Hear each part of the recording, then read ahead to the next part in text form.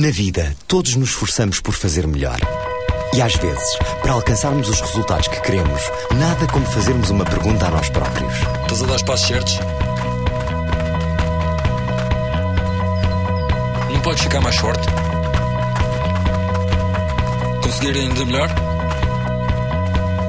Uma pergunta pode ser a diferença entre fazer e fazer bem.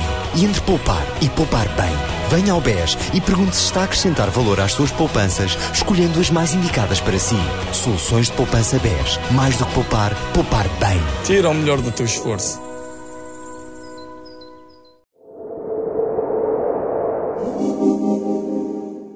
Bonjour, nous sommes ici avec Étienne Barrier qui est de Unique Production et que coproduit avec Red Desert le documentaire Les enfants de bidonville.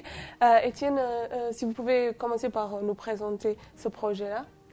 Alors ce projet en fait il a commencé par Pedro Neves qui est le coproducteur et réalisateur qui vient de Red Desert Film et il a rencontré Gérald Boncourt qui a fait plein de photos de l'immigration portugaise des années 50 et 70 en France. Et il y a 2 ans, en fait, il y a l'une des enfants qui a été prise en photo, Mara de Conceição, qui a été retrouvée. Et de là, il est né l'idée de faire un documentaire sur d'autres enfants qui seraient dans les photos de Gérald Boncourt. Et maintenant, votre but, c'est de trouver ces enfants. Maintenant, le but, c'est de retrouver ces enfants. Donc, on a une campagne, en fait, de recherche qui est reconnaissez-vous ces enfants. On distribue des petits flyers un petit peu partout. Et le but, c'est que les gens puissent se reconnaître ou reconnaître quelqu'un sur la photo et nous contacter. Est-ce qu'il est difficile de trouver ces enfants ou pas? Alors là, c'est le tout début de la campagne en fait. Donc pour l'instant, on n'a pas encore retrouvé quelqu'un. On essaie vraiment de faire parler de nous un maximum pour pouvoir avoir le plus de chances possible que les gens se reconnaissent ou se voient sur les photos. Et pourquoi cet intérêt à ces enfants et à cette réalité? Alors en fait, le projet il parle de l'époque de l'immigration portugaise dans les 50-70, mais ça parle aussi de nos jours, puisque le Portugal connaît une nouvelle vague d'immigration, donc c'est aussi confronter le passé au présent. C'est aussi aujourd'hui à Paris, on a des nouveaux bidonvilles, c'est par d'autres populations, c'est plus les Portugais, mais c'est d'autres populations, donc c'est aussi un sujet d'actualité de parler des bidonvilles. Et puis c'est aussi par rapport à la mémoire d'un peuple. Aujourd'hui, c'est un peu moins tabou de parler qu'on a vécu dans un bidonville. On trouve que c'était le moment de pouvoir du coup aborder le sujet. L'idée, c'est de faire un documentaire, mais quoi, raconter des histoires des enfants, ce qu'ils ont vécu là au bidonville ou quoi exactement? Alors en fait, il y a plusieurs projets. Le premier projet, c'est de faire un documentaire avec des témoignages. Donc ce serait ces enfants devenus adultes qui vont pouvoir parler de leur passé, qui vont aussi pouvoir dire moi à l'époque je pensais faire ça de ma vie. Et aujourd'hui, ils vont pouvoir dire est-ce qu'ils ont réussi ce qu'ils voulaient, est-ce qu'ils ont fait mieux ou pas, et aussi parler du futur par rapport à leurs propres enfants, à leurs petits-enfants, etc. Et donc ça, c'est le documentaire. Et à côté de ça, on va aussi faire toute une campagne sur Internet, avec des blogs, avec Facebook, avec des petits documentaires, avec des petits témoignages aussi d'autres personnes.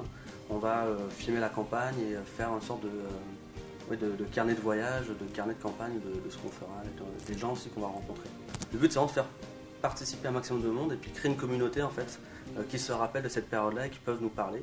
Alors ça peut être directement les gens qui ont vécu dans les bidonvilles, mais ça peut être aussi les enfants de ces personnes qui ont vécu ou des amis qui avaient des amis qui vivaient là-bas. C'est vraiment de créer une communauté autour de ça. Il y a un peu, maintenant ça s'efface un peu, mais il y a un peu... les gens n'aiment pas beaucoup de parler de ça, de ce qu'ils ont vécu là. Vous n'avez pas peur que vous trouvez les gens et qu'ils ne veulent pas en parler? Alors c'est un risque qu'ils ne veulent pas forcément en parler, mais on s'est rendu compte là en discutant avec les gens déjà depuis quelques semaines qu'ils commençaient à en parler un petit peu plus facilement et qu'aujourd'hui ils ont un petit peu moins peur d'en parler en fait.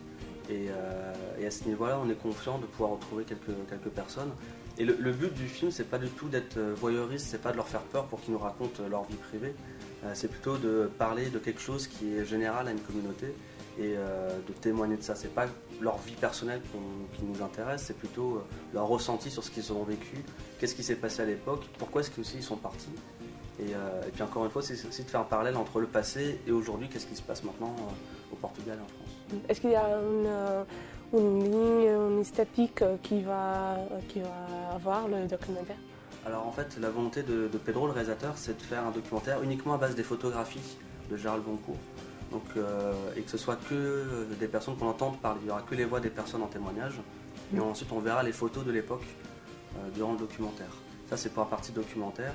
Et après, pour les autres choses, ça sera des interviews un peu plus classiques.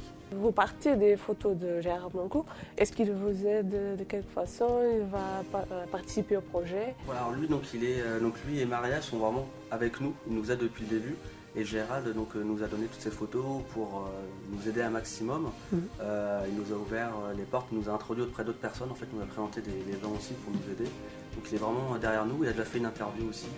Et il y a un site internet qui s'appelle Les Enfants des Bidonvilles, ou alors c'est osmolinosbidonvilles.com qui parle de ça. Donc il y a déjà des photos, il y a déjà une interview de Gérald Blanco pour du coup nous soutenir sur le projet.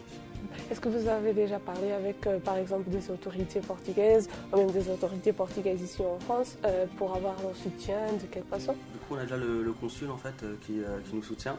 On s'intéresse surtout à la communauté, principalement à Champigny.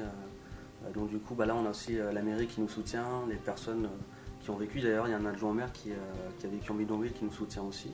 Et à ce titre, il a créé une association d'anciens des bidonvilles et ils se réunissent en septembre. Donc du coup, on va pouvoir peut-être aller les rencontrer. Et quelles sont les dates? Vous pensez filmer ça quand? Et après, quand est-ce que vous pensez que ça va être prêt? Quand est-ce que ça va être prêt? Ça va être un peu compliqué parce qu'il faut qu'on retrouve les personnes et on ne sait pas combien de temps ça va prendre. Mais on va se donner environ jusqu'à la fin de l'année à peu près pour retrouver les gens, ou début 2014. Il faut compter à peu près 6 mois. Là, c'est les grandes vacances, donc je sais qu'il n'y aura pas grand monde. Mais à partir de septembre, on va compter à peu près 6 mois de recherche pour retrouver les gens. Mais peut-être qu'en bout de 2 mois, on aura 5-6 témoignages et ça sera parfait. Mais dans l'idée, il faut se compter à peu près encore 1 an pour faire le film.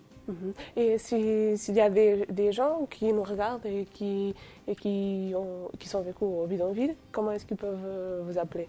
Ils peuvent me contacter directement sur le site internet en fait, ou auprès de ma société, sur le site de ma société. Il y a aussi donc, des pages Facebook, Twitter, je sais pas. Il y a aussi des pages Facebook, donc sur les enfants des bidonvilles, avec des photos. En fait, il y a le site Facebook qui est que en portugais pour l'instant. Et on a ensuite le site internet qui est et en français et en portugais, avec des photos des enfants qu'on cherche à retrouver. D'accord, alors je crois que c'est tout. Merci beaucoup. Merci à vous. Et bonne chance. Merci.